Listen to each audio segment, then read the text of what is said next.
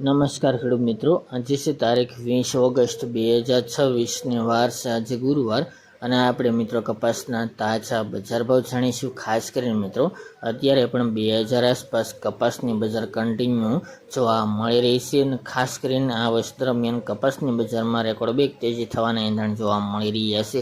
વૈશ્વિક માંગને કારણે તેમજ વૈશ્વિક ઉત્પાદન ઘટવાને કારણે મિત્રો અત્યારે રૂ ગાંસડીના ભાવ પણ 6800 રૂપિયા આસપાસ જોવા મળી રહ્યા છે। એટલે આ વર્ષ દરમિયાન તેજી સાથે વેપાર કન્ટિન્યુ જોવા મળશે અને 2000 પ્લસ ભાવ રહેવાની સંભાવના છે। તો ચાલો મિત્રો આપણે જાણી લઈએ કે આજે તમામ માર્કેટ યાર્ડની અંદર કપાસના ભાવ શું ચાલી રહ્યા હતા।